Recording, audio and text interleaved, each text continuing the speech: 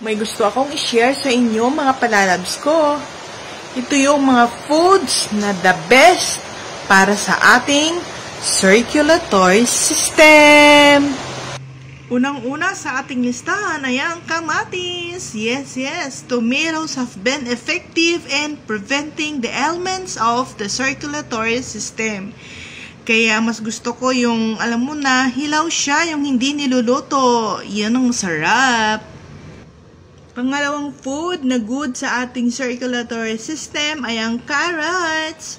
Carrot is also good to correct anemia. Yung dati kong amo nung buntis siya, everyday nagbe-blend siya ng carrots everyday.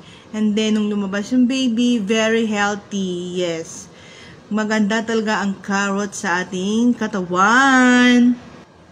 Pangatlong food na good sa ating circulatory system is cabbage. Cabbage is rich in sulfur, phosphorus, and iron aside from being rich in vitamins A, B, C, D, and E.